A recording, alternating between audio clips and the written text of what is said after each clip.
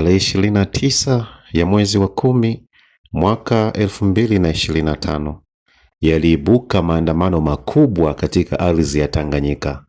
Vijana, wakina mama, wazee, wakina baba waliingia barabarani kudai haki katika ardhi yao ya Tanganyika. Je, ni nini kilipelekea wakaingia barabarani? Tumekuandalia dokumentari hii ni kama part 1. Tazama matukio mbalimbali yaliyowapeleka wananchi barabarani. Huko mwishoni utaona picha za mauaji ya kile ambacho walikuwa na kidai. Tazama dokumentari hii, imeweka hadharani mbivu na mbichi. Karibu. Mwenyekiti wa Tume ya Mabadiliko ya Katiba, Dai Joseph Warioba, amesisitiza kuwa mapendekezo ya serikali tatu katika muungano ni ya wananchi na taasisi mbalimbali na wala si matakwa ya tume yake. Akiwasilisha rasimu ya pili ya katiba wakati wa kikao mahsusi cha bunge maalum mjini Dodoma, Warioba alieleza kuwa nusu ya wananchi waliotoa maoni yao kuhusu muungano walitaka uwepo wa serikali tatu. Baada ya kuzichanganua zile takwimu, tuliona kwa upande wa bara 13% ya wale ambao walitoa maoni kuhusu muundo wa muungano. Maana kuna wengine wanataka 13% ya watu 300,000. Sisi tulikuwa tunapima kwa wale waliozungumzia juu ya muungano.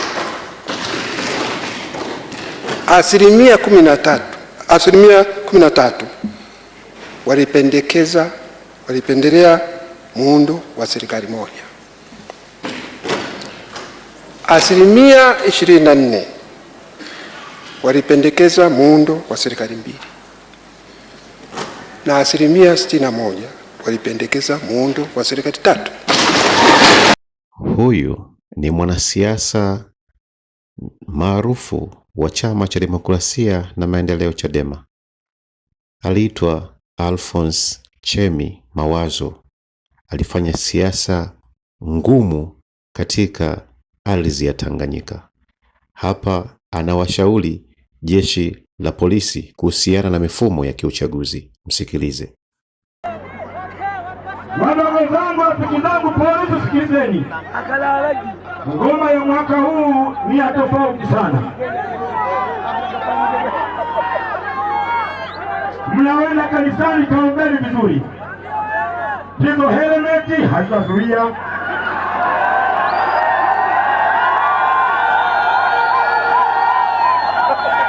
Hayo mabomu hayatazuia. Hizo njia mlizovaa kwenye magoti na kwenye mikono hazitazuia. Kitakachoweza kuzuia ni haki pekee. Msiwe sehemu ya dhuluma. Hakuna kuwatetea, wanawadanganya kuwaletea mavazi mapya na silaha mpya, hazitawasaidia.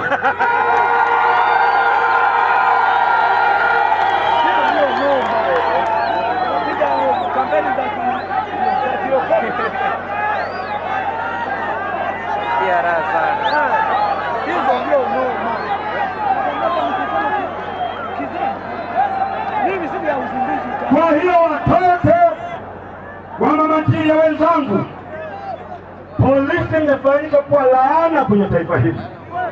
Mnazuia haki, mnatetea wezi. Enyi watoto wa maskini, mnazuia demokrasia kwa sababu ya 120 kwa mwezi.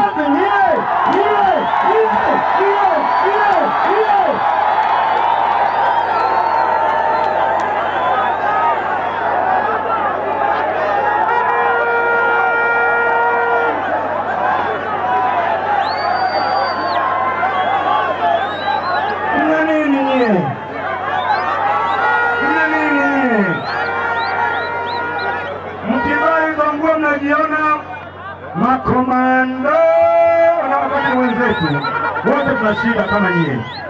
Mimi si ndugu wangu polisi? Mara ngapi namlipia ada ya watoto wake?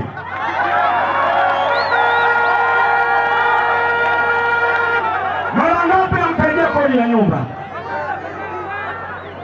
Mara ngapi anatoka na suti zangu na jinsi zangu nyumbani akiwa nitembelea?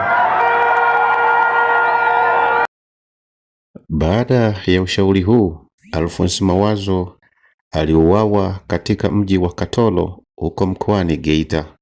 Na hapa mtoto wake anasoma hotuba siku ya msiba wake, hotuba iliyojaa uchungu na maumivu makubwa kwenye taifa la Tanganyika.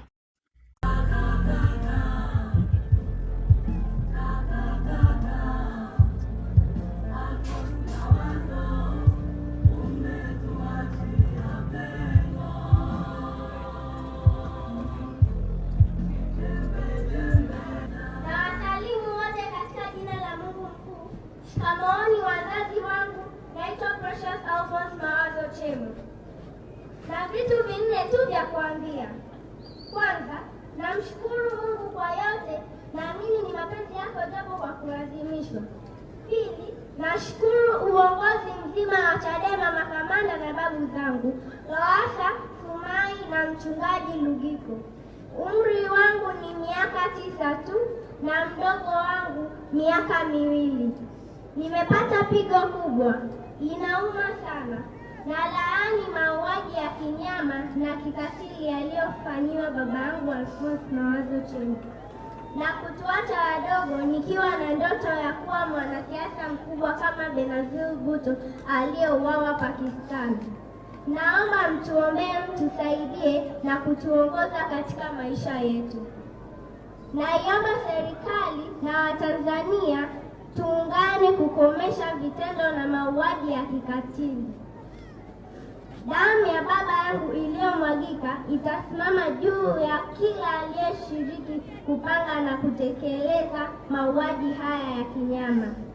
Damu hii imemwagika kwa ajili ya haki na kumkomboa Tanzania. Na kipengele cha 4 cha mwisho, nawashukuru tena uongozi wa Chadema, ndugu, jamaa, marafiki na Watanzania wote mliojumuika nasi katika msiba huu mzito wa baba wetu. Mungu awabariki sana. Mungu ibariki Tanzania. Asante.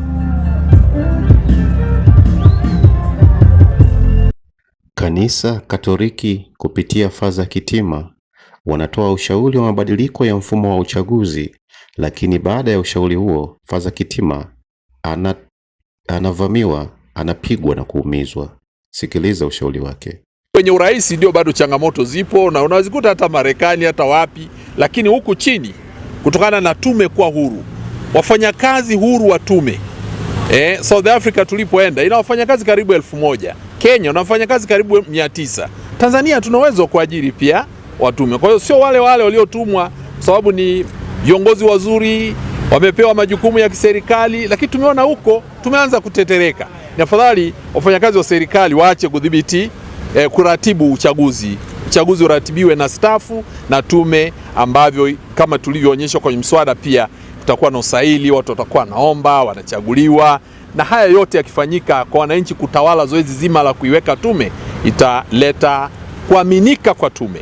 Kuaminika kwa tume ni kuaminika kwa matokeo ya uchaguzi, na hakuna kitu kizuri kinachoweza kufanya wananchi wakafurahi kama tume inayoaminika ndani ya nchi na nje ya nchi. Tunaomba credibility ya tume ya uchaguzi kama ilivyokuwa tangu mwaka 62 mpaka 2015 irejeshwe. 2019 na 2020 Watanzania tulifanya makosa mabaya sana ambayo tukiendekeza yataharibu hili taifa. Hapa kada wa Chama cha Mapinduzi Anna Tibaijuka anatoa maoni yake kuhusu ubovu wa mfumo wa uchaguzi na anaeleza mapungufu yake. Tumsikilize kwa makini. Lakini sio kwamba hakuna mapungufu. Ndio mtu asikia kelele tunataka mabadiliko ya katiba, wengine wanataka katiba mpya. Mimi huwa nawashauri wakati wote kwamba vijana mtachoka sana kwa hiyo kusubiri katiba mpya. Mimi nikasema, nimesema tangu zamani kiwa bungeni. Tena mimi ni mtu wa chama tawala. Mimi ni mwanachama wa CCM. Tena ni mstaafu wa kamati kuu ya CCM. Kwa hiyo ninapozungumza CCM naijua kwa ndani kabisa. Nasema jamani, hivi marekebisho ya vitu fulani yanaweza yakafanyika. Tumezungumza mgombea binafsi, unaweza kusema kwamba aruhusiwe. Itawasaidia sana wanasiasa na itasaidia vyama vya siasa, kwa sababu yale manyanyaso ya ndani ya vyama vya siasa yatapungua, ya kukomoana, ya kuwa na vikundi vya kusema huyu tumzuie, huyu tumpitishe, huyu nini, hiyo yote itaondoka, kwa sababu mtu anaweza uhuru, anaweza kwenda akasimama mbele ya wananchi wampime. Pata katiba mpya katika mazingira ya amani, mtasubiri sana. Rais wa awamu ya 5 John Pombe Magufuli, yeye alipuuza kabisa mchakato wa katiba na akawaambia Watanzania tuchape kazi. Hakuna sababu ya kuwa na katiba mpya kwa sasa. Msikilize. Na ndio maana wengine walikuwa baada ya rasimu ya katiba, ingawaje hili wasipendi kulizungumzia sana kwa sababu wala sikulinadi wakati wa kampeni. Hapa Mheshimiwa Tundu Antipas Lissu, mwanasheria msomi, anaonyesha mapungufu makubwa yaliyopo kwenye mfumo wa uchaguzi katika nchi ya Tanganyika, na anawataka Watanzania kuungana wote kwa pamoja kudai katiba mpya, kwani bila katiba mpya hatuwezi kuwa na uchaguzi huru na haki. Msikilize. Sasa kama tumechoka kweli, kama kweli tumechoka, ni katiba mpya, ni katiba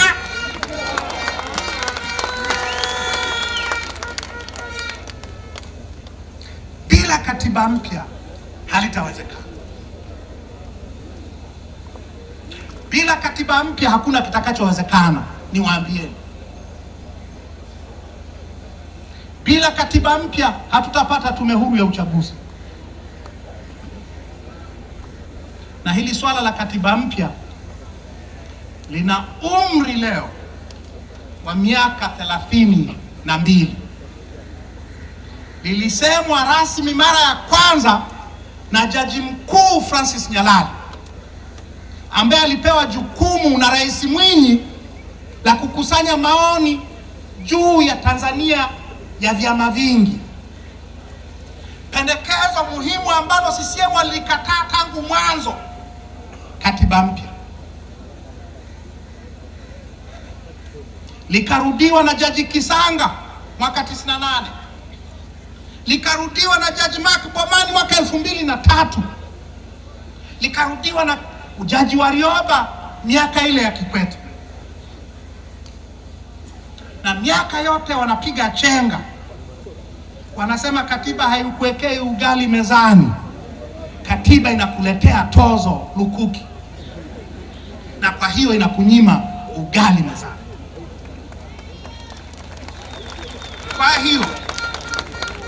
Kwa hiyo nilipotangaza kurudi, nilisema nakuja kwa ajili ya kazi,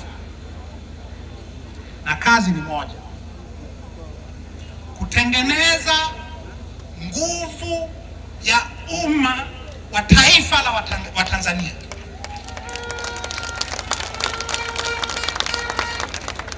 ili kuhakikisha kwamba tunapata katiba mpya. Muasisi wa bao la mkono Nape Nnauye anasema sanduku la kula haliwezi kuwafanya Watanganyika wakampata kiongozi wanayemtaka, kwani inategemea na kula hizo zinahesabiwa na nani. Msikilize hapa akijigamba wizi wa serikali ya Chama cha Mapinduzi. Na kwa sababu mimi mjanja wa uchaguzi, nitamfundisha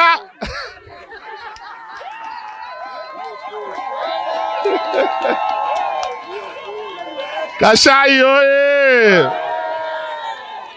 Unajua kabe bato, unajua nyie, sikilizeni, matokeo ya kura sio lazima yale ya kwenye boksi. Inategemea nani anahesabu na kutangaza. Na kuna mbinu nyingi, kuna halali, kuna nusu halali na kuna haramu, na zote zinaweza kutumika, ili mradi tu ukishamaliza unamwambia Mwenyezi Mungu nisamee, pale ndipo. Hapa polisi wanaonekana wakiweka kula feki katika sanduku la kupigia kula, na wengine wakakamatwa na kula zikiwa zimewekwa kwenye mabegi yao ya mgongoni. Ona wananchi wakiwashughulikia polisi katika video hii.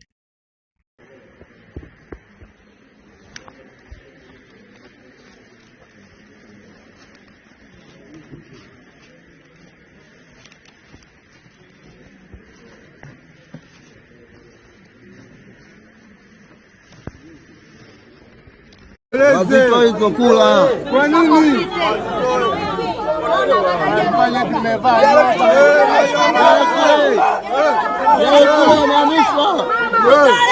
Ajenda kwa mtu. Wamevaa nyota kwa nyuto.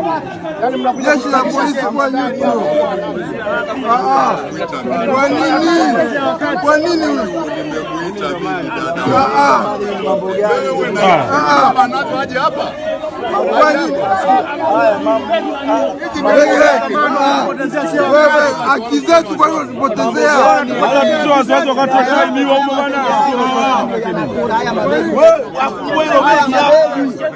Ndani ya mkoa wa Kigoma. Sisi majira ya saa 4 kuna kina mama walikuja kwa ajili ya kupiga kura, lakini kumbe walikuwa wameficha kura za bandia. Na kwa bahati nzuri mawakala wetu walikuwa makini, waliwaona namna gani wanavyoziunganisha zile kura kwa ajili ya kuzidumbukiza. Mawakala walipowashtukia kwenda kuwauliza wakakimbia. Kwa bahati nzuri askari aliyokuwepo akashtuka, akaagiza watu waongezeke kwenda kuwakimbiza wale watu, na kafanikiwa kukamatwa mtu mmoja na ana kura. Alipoulizwa umezipata wapi, akasema kuna mama mmoja hapa ndiye amenipa hizi kura, alikuwa amevaa juba, kwa hiyo ndiye amenipa na akanipa shilingi 2000 ili nikazidumbukize. Kwa hiyo mimi naomba mniache kwa sababu nimetumwa tu. Kwa hiyo akawa amedhibitiwa, polisi akamweka chini ya ulinzi hapo, na kura wakawa wamezikamata watu wa polisi. Kwa bahati nzuri askari aliyoko hapa alikuwa yuko shapa, akafanya mawasiliano na polisi kwa ofisi ya OCD waweze kuja kumchukua mtuhumiwa.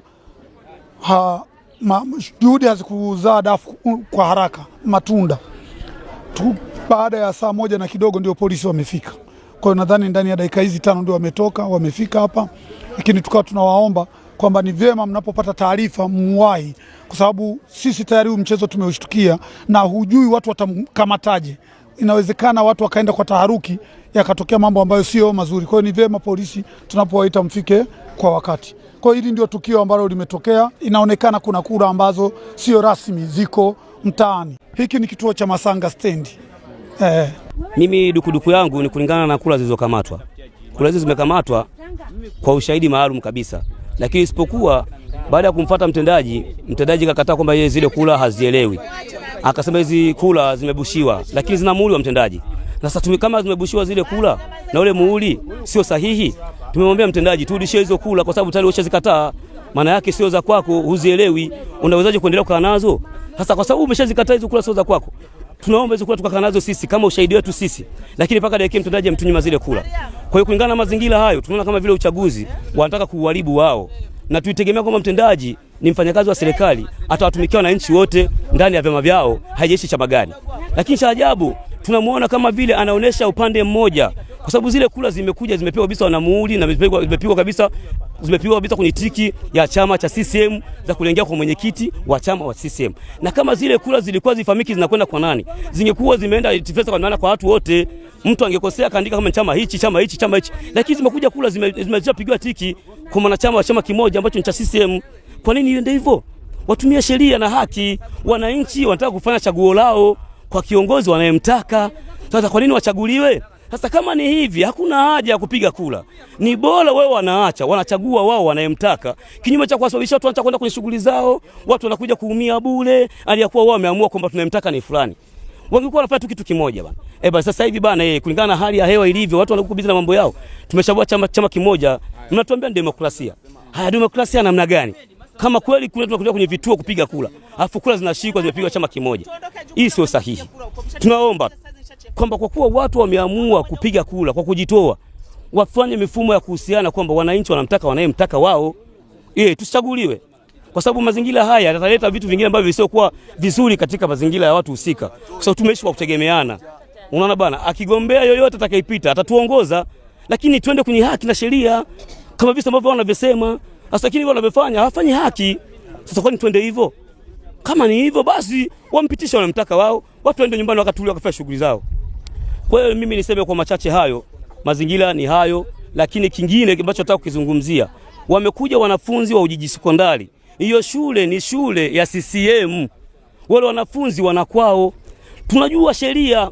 Tunapofika wakati wa kupiga kura, Watu wote wanaambiwa waende manyumbani wakajiandikishe, wapige kula, wawachague viongozi wao. Ni kwa nini hawa wamekuja na wameitwa na kiongozi wa chama cha CCM kwa niaba ya kuja kupiga kula hapa? Kwa maana hiyo moja kwa moja wameshalisha wale wanafunzi wa Ujiji Sekondari ni wapiga kula wa chama kimoja.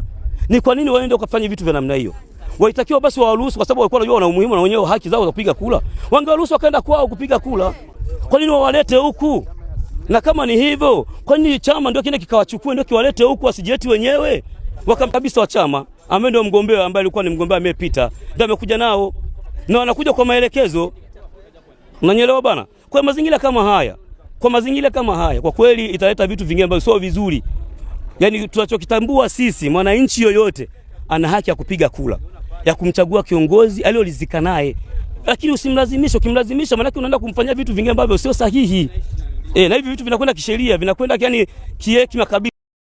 Baada ya uonevu wote huu katika mfumo wa uchaguzi na wananchi kukosa haki ya kuchagua kiongozi wanayemtaka, Chadema wanakuja na operation ya no reforms, no election, yani bila mabadiliko uchaguzi hautafanyika, na wananchi wanakubaliana na maamuzi hayo. Wasikilize wananchi. Hiyo mnasemaje? Wangapi wanaunga mkono no reforms, no election, nation call? Waandishi wa habari, pandeni hapa juu. Watu wa Ifakara, nyosha. Wangapi wanaungana na Chadema kwenye no reforms, no election, nation call? Wote wanaunga mkono. Ifakara no reforms. Haitoshi, no reforms. Bila mabadiliko.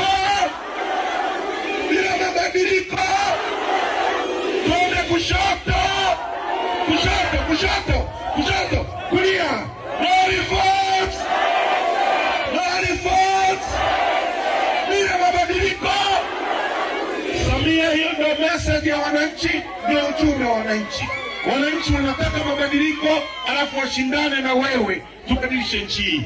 DJ, gonga one love na wananchi njooni hapa. Wananchi wanasema wapo tayari hata uchaguzi usogezwe mbele, yani uchaguzi uahirishwe, ili kwanza yapatikane mabadiliko ya mfumo huru wa uchaguzi, ili kila mtu aweze kuchagua kiongozi anayemtaka. Wasikilize wananchi. Tuko tayari uchaguzi uahirishwe. Tuko tayari uchaguzi uahirishwe.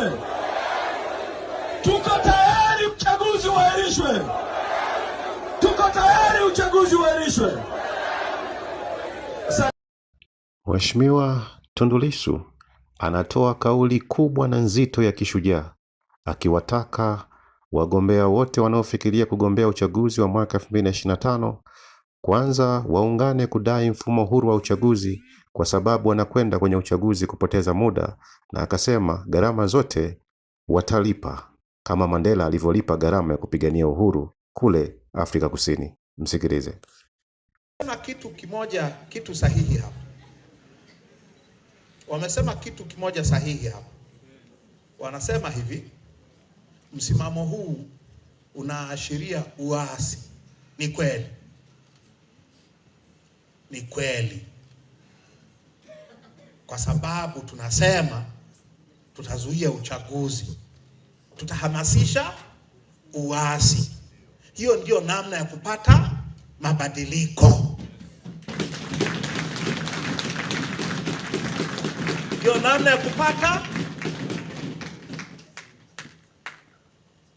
Mandela had to go through 27 years but treason ili kupata mabadiliko Afrika Kusini. Kwa hiyo tunaenda kukinukisha. Walio tayari tutakwenda nao. Tutaenda na walio tayari. Hakuna mtu atawekewa bunduki hapa. Walio tayari tutaenda nao. Wanaofikiria kwamba CCM watakuwa walokole, wamebadilika na nini, tutawatakia kila laheri. Sisi sio watu wenye roho mbaya. Lakini kama unataka kuwa mbunge seriously, twende tukapiganie mabadiliko. Tukipigania mabadiliko, ndugu zangu, kitu gani kitakachoharibika?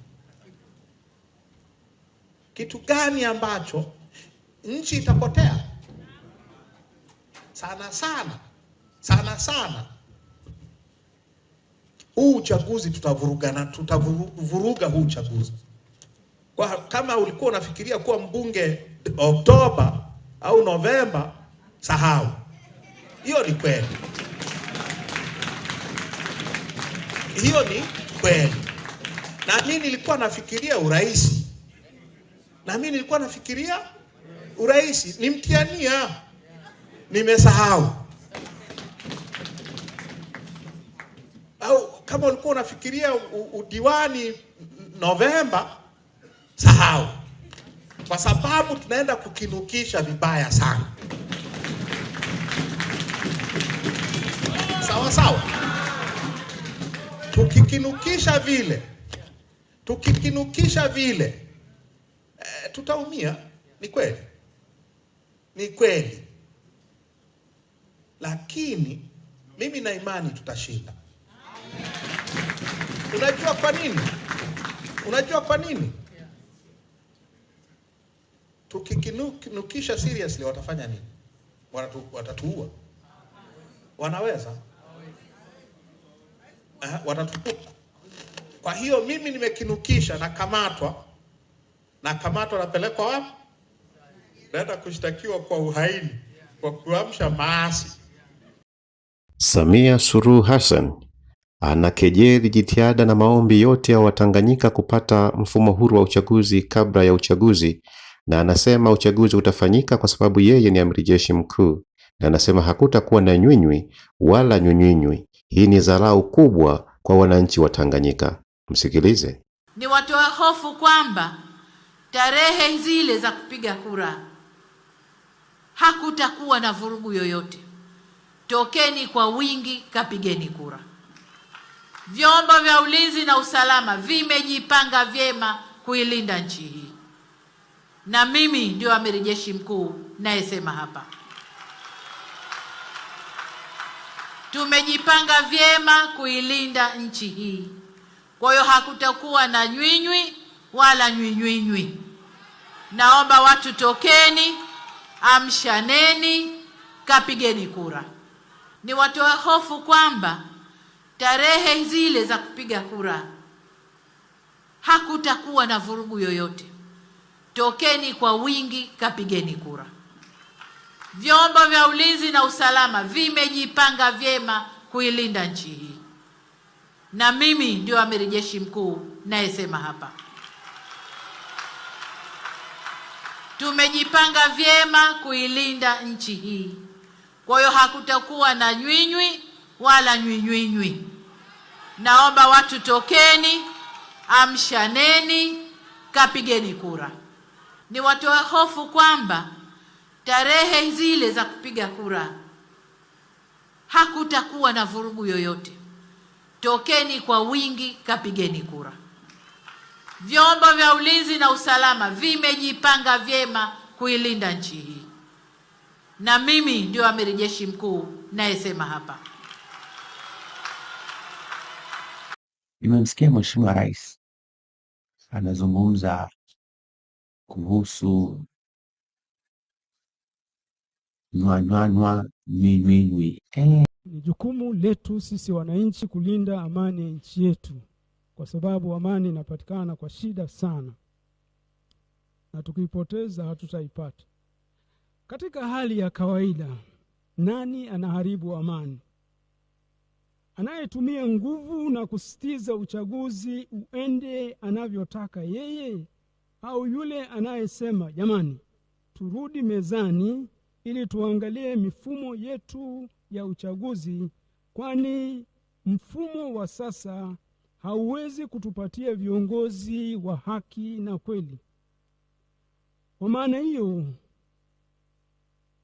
kama amani inapatikana kweli kwa kurudi mezani, kwa maana hiyo wote waliokamatwa kwa kudai haki, wakiwemo viongozi wa vyama vya kisiasa, waachiwe haraka na bila masharti, na wengine wasikamatwe wala kusumbuliwa, na pia mihimili isiingiliwe, mbali itende kazi zake kwa haki.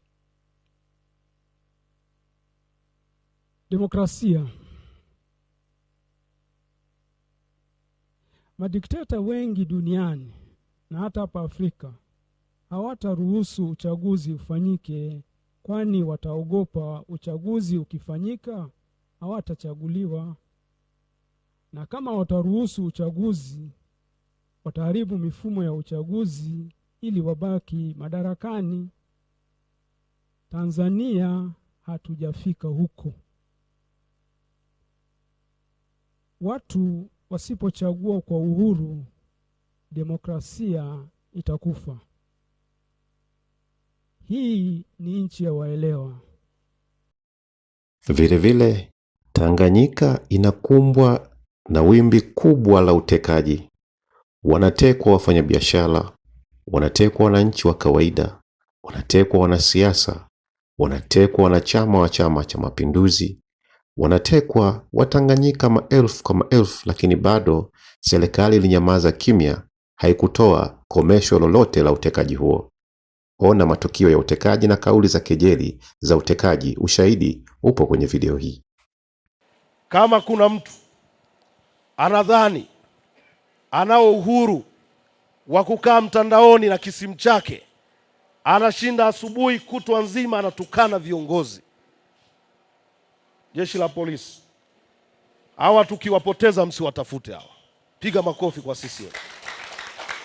Baada ya kauli hiyo, utekaji unashamili kila pembe ya Tanganyika. Tazama video hii ikionyesha tukio la Tarimo aliyenusulika kutekwa Tabata, Dar es Salaam. Tazama kwa makini na sikiliza akipiga kelele kwa uchungu wananchi waweze kumwokoa. Sikiliza.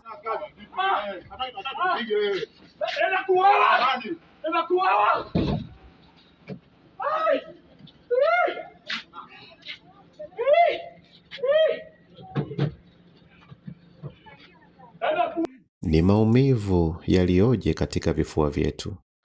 Tazama picha hizi. Hawa wote wametekwa na serikali ya Chama cha Mapinduzi. Wapendwa wao, watoto wao, wake zao, familia zao zinaishi na nguo kabatini.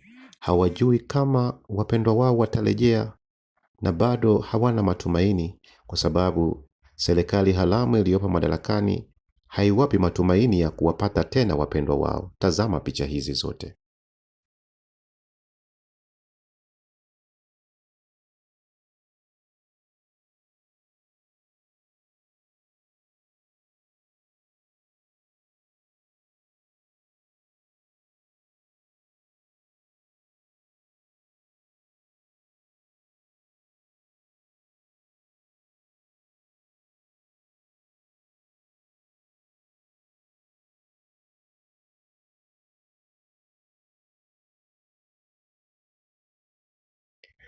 Viongozi wa dini, wanaharakati, wanasiasa, wananchi wakapiga kelele na kukemea utekaji huu uweze kukomeshwa, lakini watawala hawakusikiliza kwa sababu ulifanywa kwa sababu ya kulinda mamlaka na madaraka walionayo.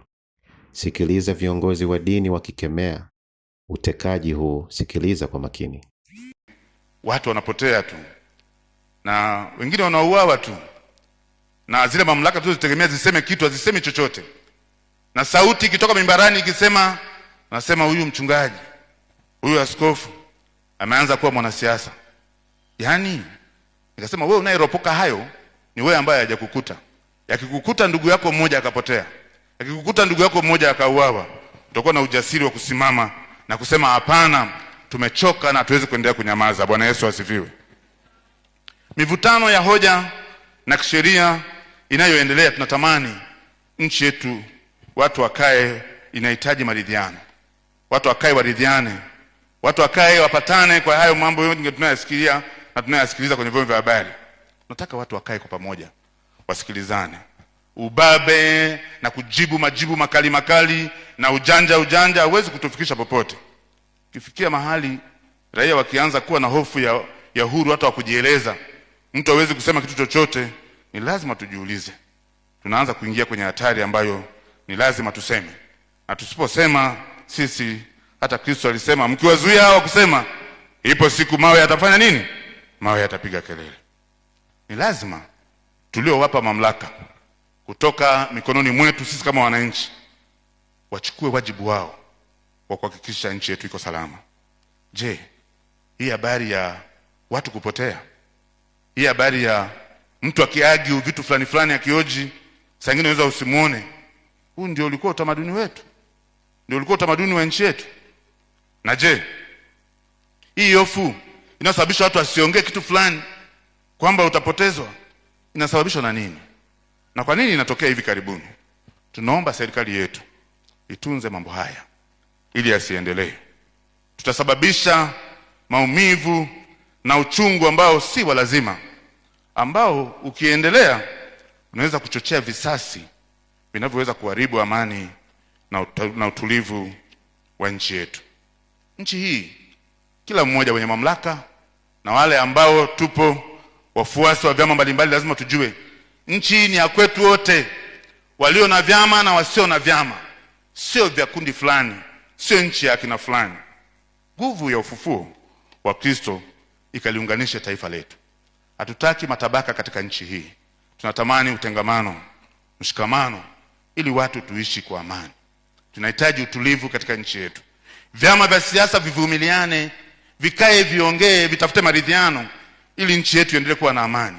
Watoto wetu na wajukuu wetu wasije kukosa mahali pa kuishi hapo baadaye. Tulikabidhiwa nchi ya utulivu, nchi iliyokuwa na amani, tena iliyofanya kwa bidii hata kusaidia mahali pengine watu wapate amani.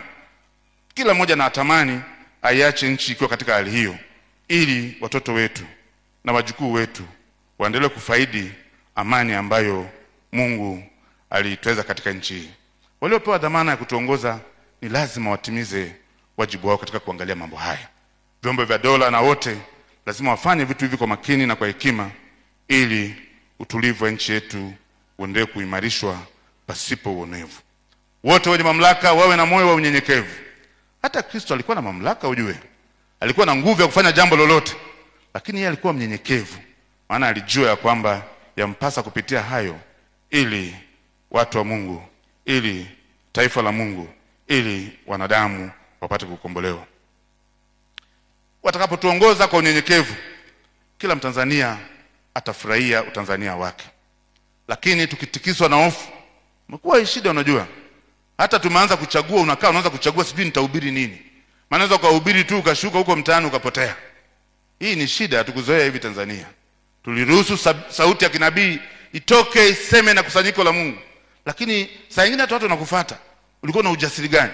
Mwaka nafikiri ilikuwa ni 2019 labda. Nafikiri au na 20 mwezi wa majira haya ya Pasaka, nikahubiri siku moja kanisa kuu. Wakati wa Pasaka ndio. Ilikuwa ni wakati wa Pasaka. Namaliza ibada na nilisema juu ya mihimili mitatu kuanza kuingiliana, mhimili mmoja kudhani kwamba na nguvu kuliko mihimili mingine. Namaliza ibada, eti mtu ananifuata na ananiambia, "Thibitisha hayo ulikuwa unasema." Nikamwambia, "Wewe ni nani? Nataka mimi nithibitisha hayo. Wewe ndio mamlaka juu ya neno la Mungu. Wewe ni nani unataka nithibitisha hayo?" Haya tunayosema ni sauti ya kinabii kutoka mimbarani. Mwenye masikio na asikie maneno haya ambayo Roho wa Bwana aliambia kanisa. Haleluya, Kristo amefufuka. Zangu wananchi, Mungu hachelewi. Mungu hachelewi kuitimiza ahadi yake. Utekaji umezidi, maisha ya watu yanaharibika, na Mungu atajibu. Maneno yangu haya ni ya thamani sana, hasa kwa muda ambao nayazungumza. Kwa muda huu hakuna mtu anaweza kuzungumza na yuko nchini. Mimi niko nchini. Niko hapa kwenye nchi. Wengine wote wamekimbia. Kwa nini? Na ninapozungumza wanaanza, jamani kwa Juma atakuwepo." Sikiliza niwaambie. Bwana asipoilinda nyumba, wao walindao wakesha bure. Na Bwana asipoujenga mji, wao wanaojenga wafanye kazi bure. Ulinzi una Mungu. Mungu akitaka uishi utaendelea kuwepo, na Mungu akitaka kuondoka utaendelea kuwepo. Kuna siku tutaondoka, mtekaji ataondoka, mimi nitaondoka, mwenye madaraka ataondoka, watoto wetu watabaki vizazi baada ya vizazi. Lazima tuilinde nchi yetu. Mimi nimedhamiria kusimama na wananchi. Mimi ni mwanachama wa Chama cha Mapinduzi aliyechagua kusimama pamoja na wananchi. Narudia tena, I want it to be very clear. Mimi ni mwanachama wa Chama cha Mapinduzi, ni mjumbe wa halmashauri kuu ya Chama cha Mapinduzi ambaye hakubali utekaji, hakubali uonevu, sikubali ufisadi. Nimedhamiria kusimama na kilio cha wananchi na nitasimama nao mpaka mwisho. Na wanachama wenzangu, mnielewe kabisa kwamba nimedhamiria kusimama na wananchi mpaka mwisho, mpaka utekaji uishe. Na tazama kule mbele, asubuhi inakuja na Mungu wetu ni mwaminifu, atatimiza ahadi zake. Basi hivi ndivyo maandamano yalivyoanza tarehe 29 Oktoba mwaka 2025. Watanganyika wakiandamana makundi kwa makundi, maelfu kwa maelfu nchi nzima, wakishinikiza serikali ya Chama cha Mapinduzi iweze kuwapatia katiba mpya, wakipinga utekaji wa binadamu. Oya Mbezi, Ubungo, tushapika. Oya tushapika huku hivi kanisa la kwenye boy ndo tunaanza kuteremka. Oya ni mbaya Kikuma, twendeni yenyewe.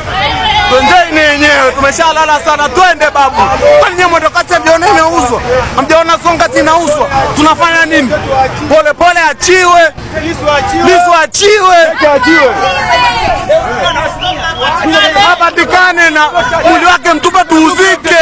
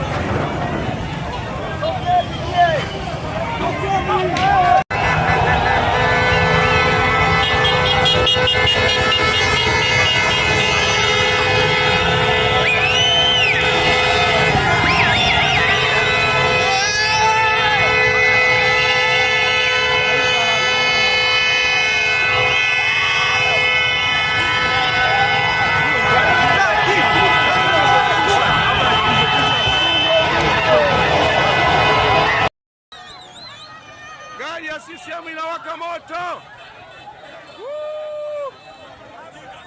Gari ya CCM inawaka moto hiyo.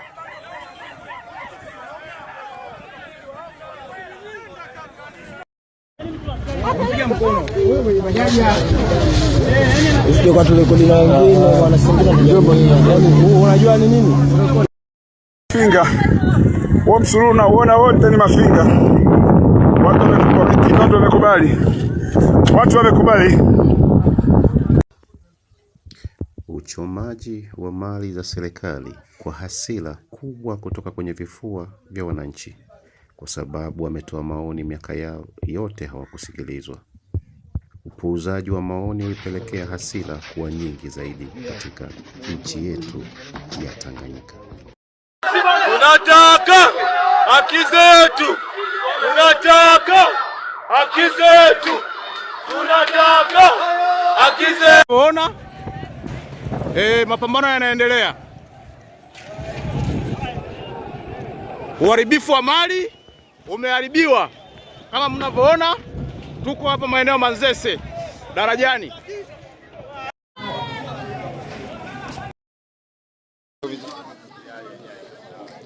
Hapa vijana wa Gen Z wanamwambia Samia ya kwamba ulisema kutakuwa hakuna nyunyunywi, sasa nyunyunywi hapa.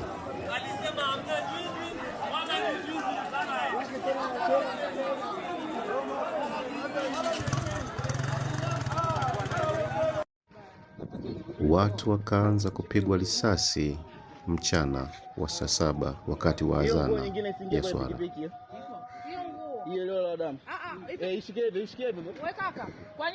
Waandamanaji waliojaa moyo wa ushujaa na mapambano ya kuikomboa Tanganyika yenye katiba mpya hapa wanaimba wimbo wa taifa.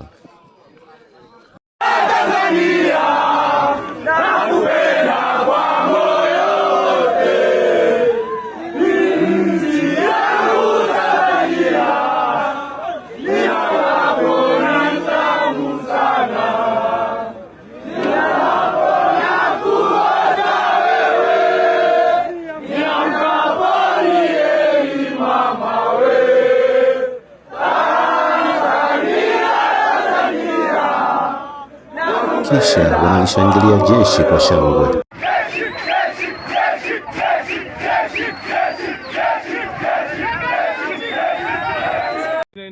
Baadhi ya watu wanakamatwa na jeshi la polisi.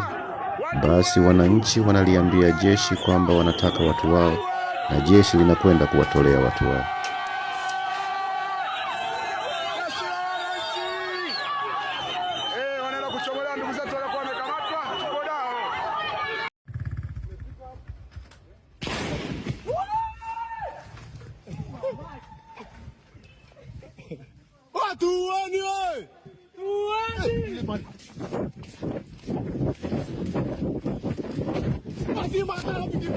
Risasi za moto zinapigwa. Baba anapata taarifa mwanaye ameuawa, anaanza kulia kwa uchungu sebuleni.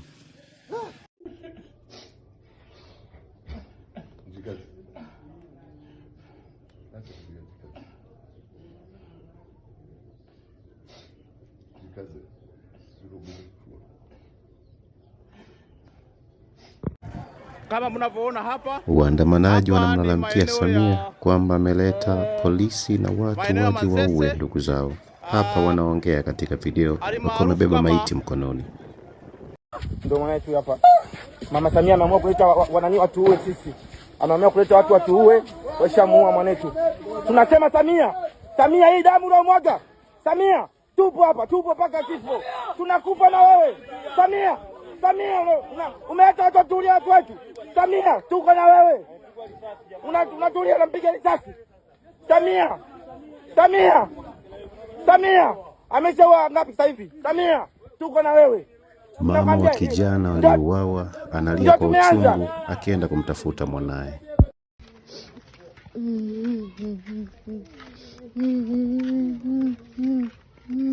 Vyovyote itakavyokuwa tutakufa, hatujali. Sauti ya kijana huyu. Wherever we're gonna die, I don't care. We need our country. We need our country. We need our freedom. We need our freedom in my country. Why you killing us? We tired of that shit. What the fuck? Hapa vijana wakiwa wamepanda juu ya gari la jeshi kwa sauti kubwa wakisema hatumtaki Samia.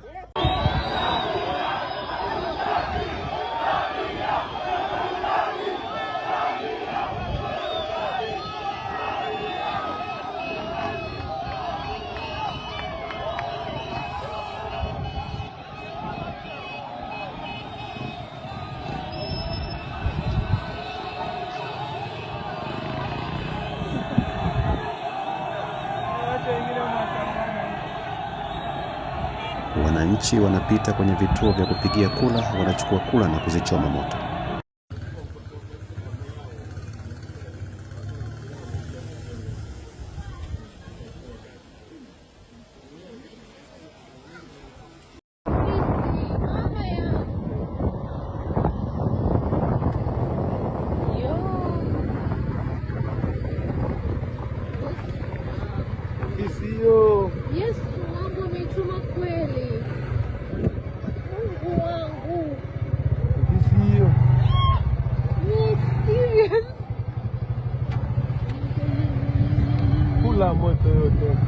Arusha hataki utani. Utadadeki. Mungu eti.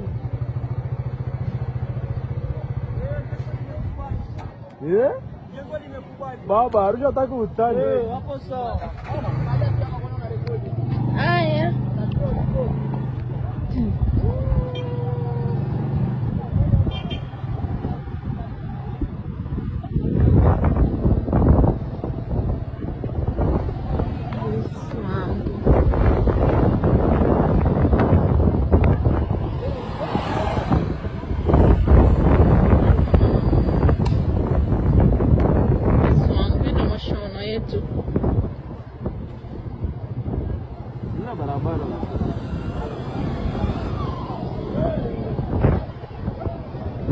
Kinaingizwa kikosi cha kivita barabarani chenye silaha kali za kivita.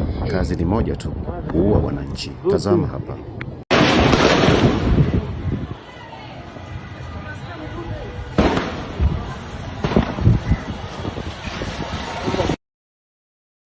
Baada ya risasi hizo, wananchi wanaanza kuuawa. Tanzania pamoja! Ndio! Ndio! Safi safi sana, safi sana, safi sana, safi sana, safi sana, safi sana. Safi sana. Safi sana, safi sana, safi. Safi sana, safi sana, safi sana, safi sana. Siku ya tarehe 30, wengine wanaandamana na kuuawa na wengine wanazika wapendwa wao.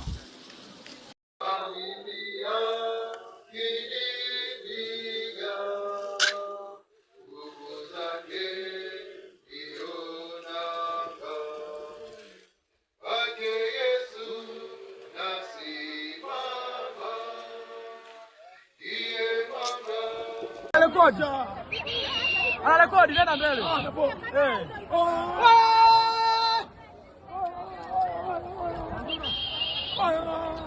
Twenzetu mjomba, twenzetu. Kama unavyoona hapa, niko hapa maeneo ya Manzese Darajani, karibu Manzese Darajani. Unavyoona hivi jensi wameamua kufanya jambo lao. Jensi wameamua kufanya jambo lao katika siku ya leo.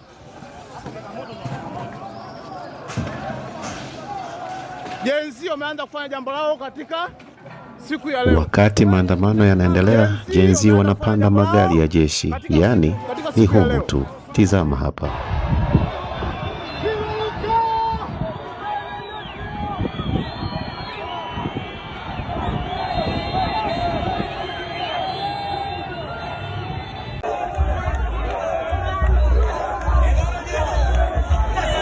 Hawa wanakwenda kumzika mzao waliopigwa risasi, na hapa wanasema risasi hizo wakiimba kwa sauti.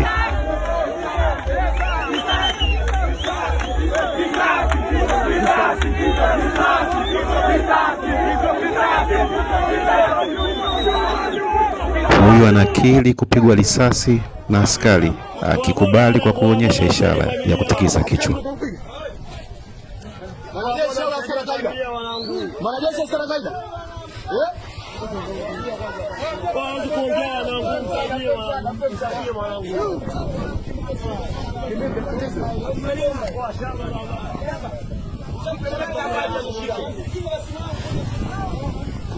Mmoja mshikilie basi. Mmoja kaenda nyuma.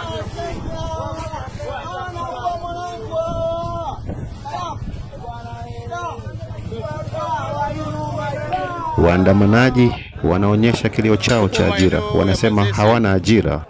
Hapa Manzese Baresa, kama unavyoona hivi, watu wameziba barabara, watu wanasema hawana ajira, watu wanaanza kuchoma sheli, watu wanachoma kituo cha mwendo kasi. Kama unavyoona hali halisi hivyo, watu wamejaa na watu wanapambana kupambania haki zao.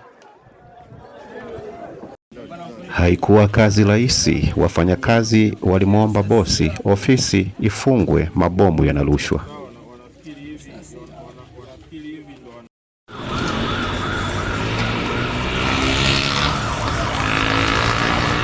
Bosi, tufunge hapa, mabomu yanarushwa jamani, tusaidie sisi. Bosi, tuone huruma sisi. Waandamanaji wanasema kula tunazo, tuambieni kula mmezipata wapi nyinyi?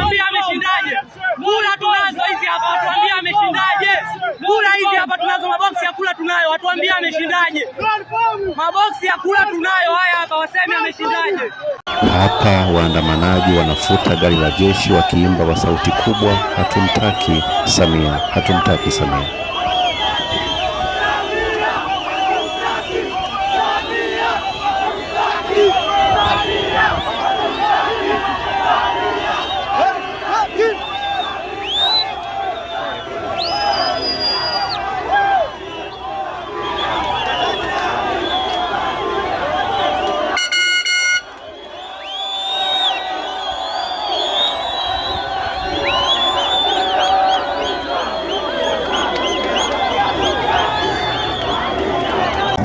Hapa waandamanaji wanaimba wanasema tunataka nchi yetu, tuachieni.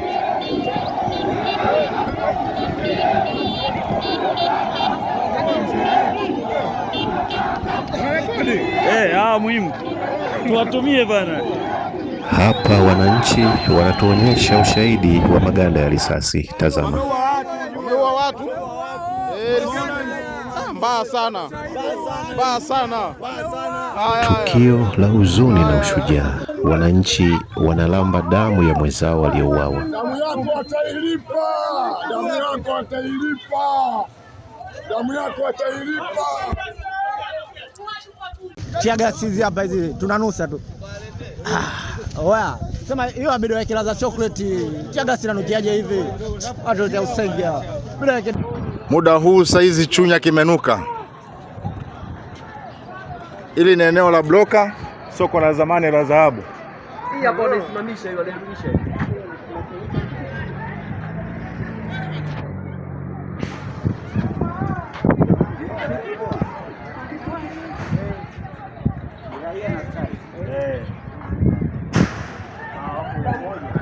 Mama watokezee huko. Sema tumetoka na huku tuweke kati. Hii ni Chunya, walisema Chunya kuna makolo, Chunya sasa wamekinukisha.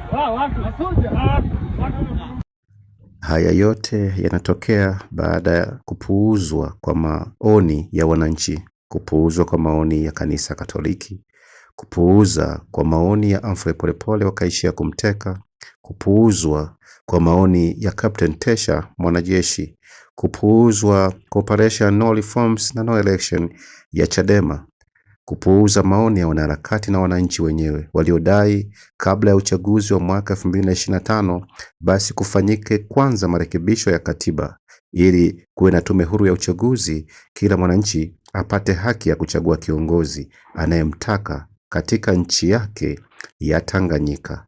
Ndipo wakapuuza. Hiki ndicho kilichofuata. Polisi! Tunataka! Polisi! Tunataka! Polisi! Tunataka! Tunataka watu wetu! Tunataka watu wetu!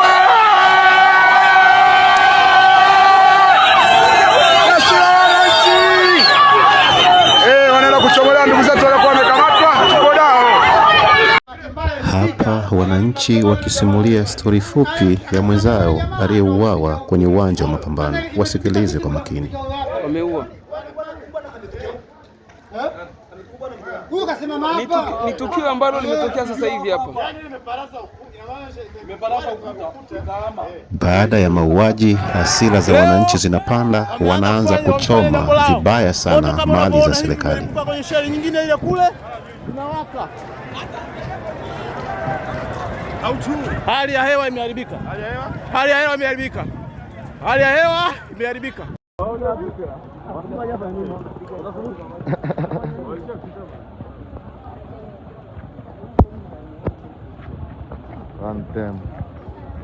One time. Washika. Kompoka. Ngoja tu. Ila raja amebaja wauni.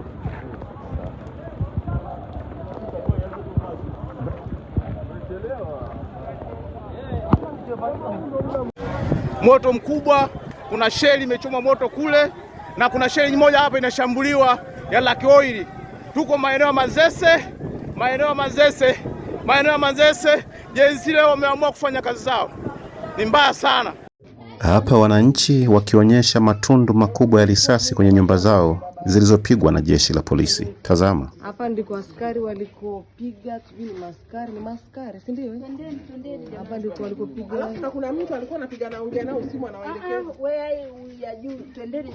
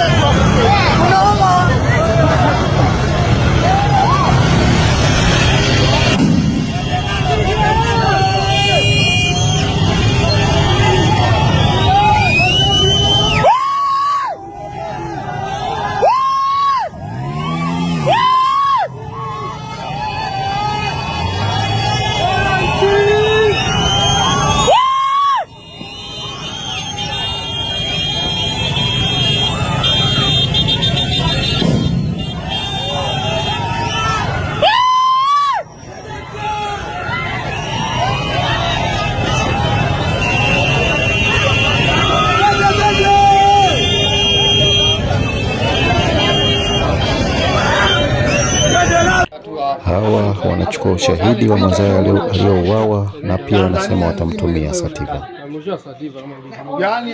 Assalamu alaykum warahmatullahi wabarakatuh. Mwenye ndugu wa huyu kijana akapigwa risasi Manzese hapa. Mwenye ndugu wa huyu kijana akapigwa risasi Manzese hapa. Manzese Midizini kapigwa risasi. Amepigwa risasi Midizini. Mwenye ndugu wa huyu jamaa kijana risasi Manzese Midizini hapa. Kapigwa risasi. Huyu hapa SMG kapigwa risasi. Huko Tabata mashosti walimaliza shifti ya mchana, wakasema wengine wataanza usiku wa manane. Wasikilize. Kwa heshima zote. Hello. Bado kazi ipo. Usiku.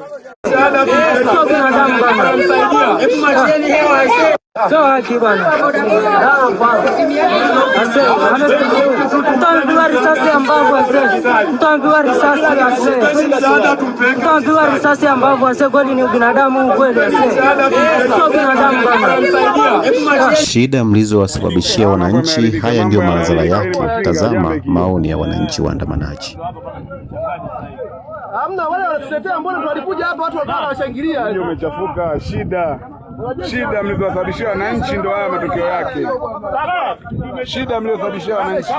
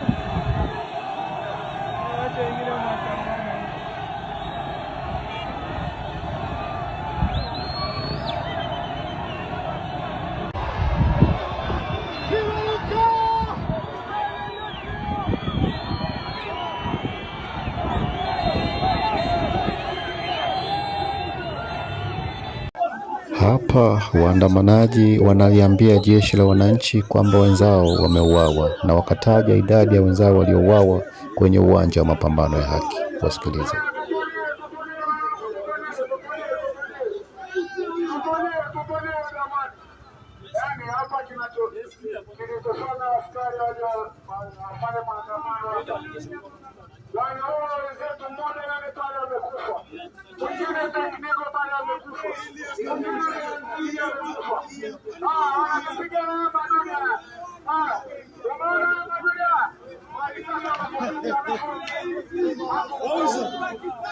Hatumtaki rais.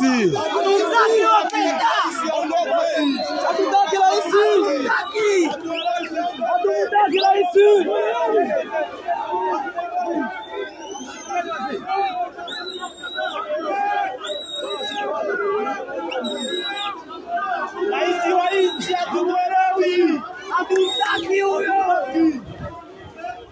Chekele jamana, rekodi poti mwenzetu. Hatumtaki rais. Sawa. Kwanza.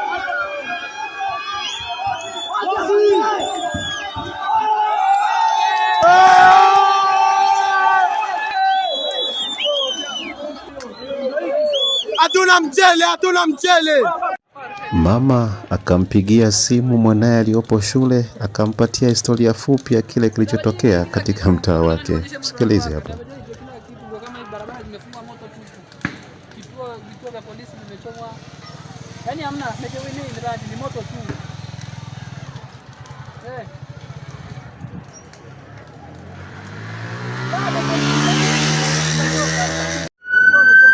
Vituo vingine vya kula vilifungwa mapema kabisa asubuhi kwa sababu hali ilikuwa ni tete. Wasikilize wananchi wanasema katika video hii.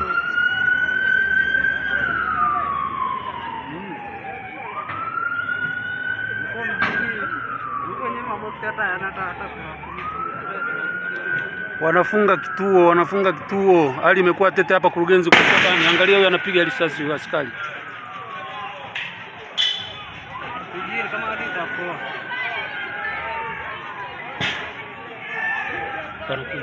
Angalia anapiga risasi, tunapigwa risasi hapa.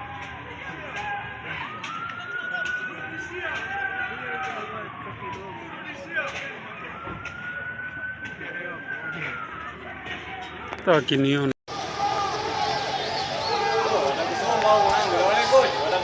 Hamna, waniwezi.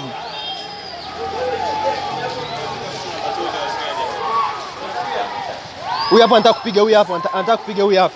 Huyu hapa anataka kupiga. Huyu hapa anataka kupiga. Huyu hapa.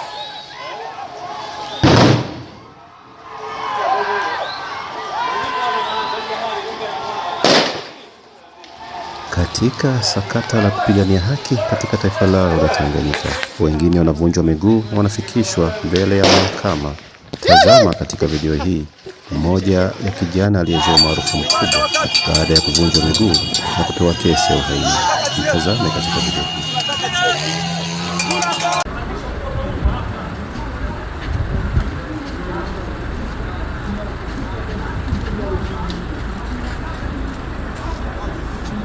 Dokumentari inaisha kwa uchungu, ikionyesha maiti ya vifo vya Watanganyika waliouawa katika maandamano ya kudai katiba mpya. Tazama hapa.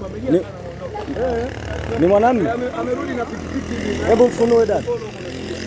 Ni mwanamume. Kwa hiyo maana huyu alikuwa anatembea zake aenda nyumbani.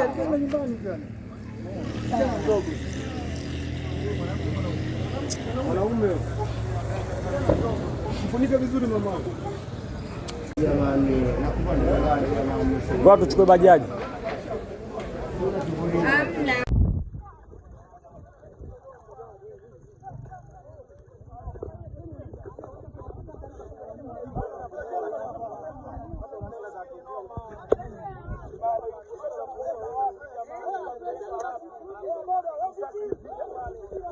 Hajapigiwa nyuma kweli? Tumboni, si unaona? Amepigwa tumboni.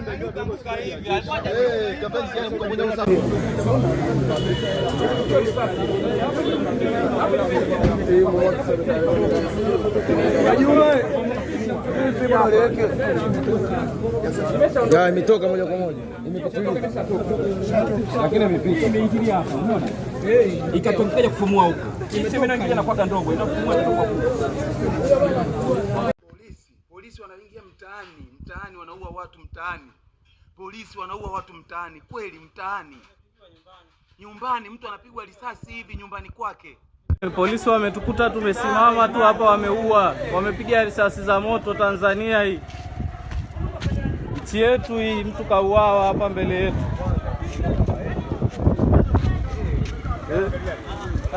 Jamani, nchi ya amani.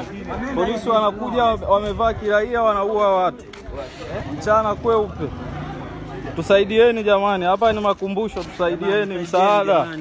Watu tunauawa. Polisi ndio wanaua watu. Sasa wewe unampeleka wapi? Watu tunauawa huku jamani, tusaidieni. Kama ni jeshi mnatusaidia, kama ni nani njooni mtusaidie, tunauawa huku.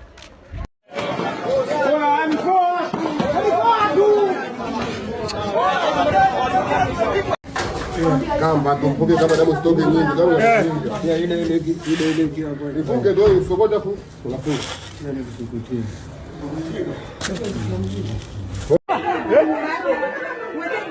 Watu walipigwa risasi katika sehemu ya Tanganyika, Dodoma, Iringa, Arusha, Dar es Salaam, Mwanza, Mara na kila maeneo mengi ya Tanganyika.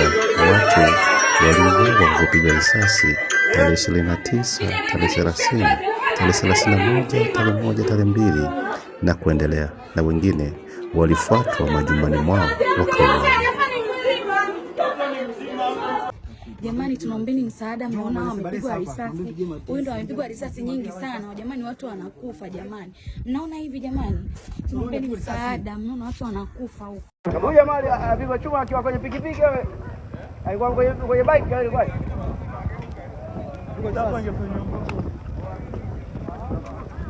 Hapa waandamanaji wanalia kwa uchungu wakiwa wamezunguka maiti na wakisema tunamtaja muuaji, wakamtaja Tanzania pamoja. Ndio wameua na wataja wameua. Naambia mmeua na wataja wote. Mama Samia unaua watu. Mama Samia unaua watu. Tanzania pamoja. Ndio.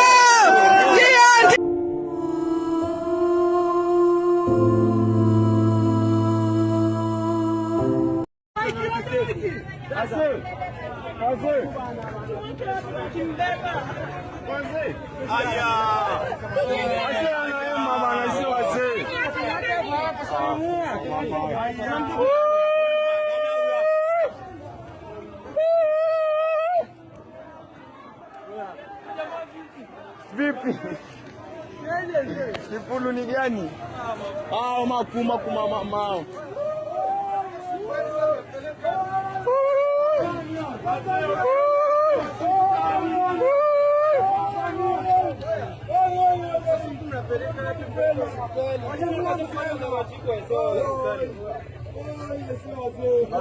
Hapa ni Arusha, mwenzao wanauawa, hasira za wananchi zinakuwa kali zaidi, kisha wanakwenda kulishtakia jeshi la wananchi wakiwa na imani kubwa ya kwamba jeshi linaweza kuwasaidia.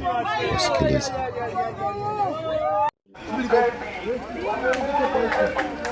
Kupita kwa huko mbele.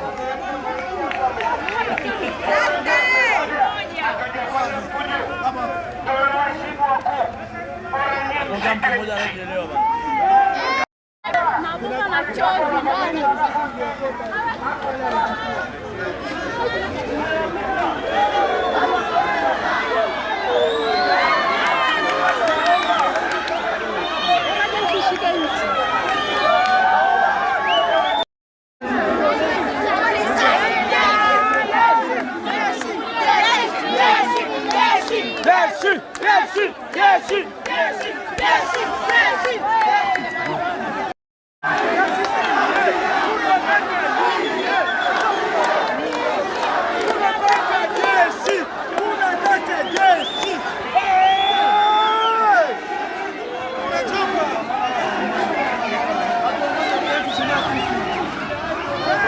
Tunaongoza.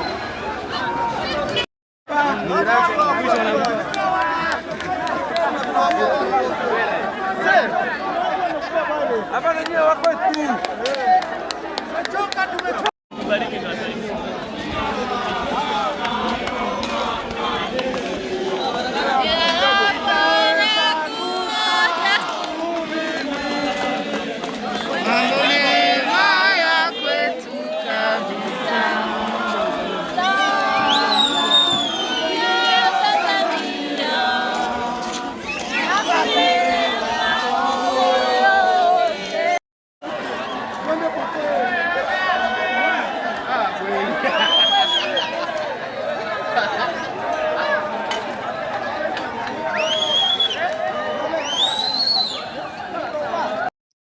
Hapa gari ya polisi inapita na inampiga mtu mmoja risasi na anaonekana anadondoka chini. Tazama kwa makini.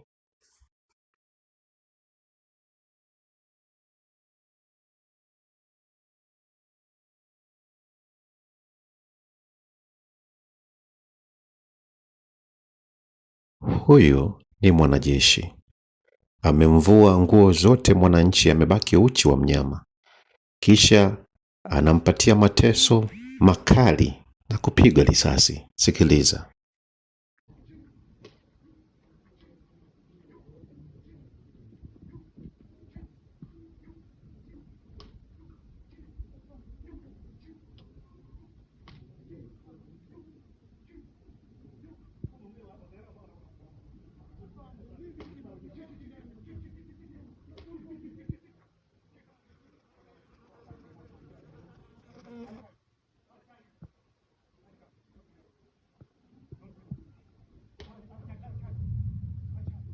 Chini pa moto.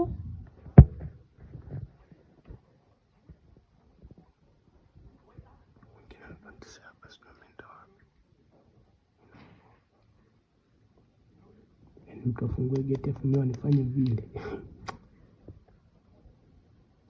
Utamfanya nini? Naomba kabisa geti likilo.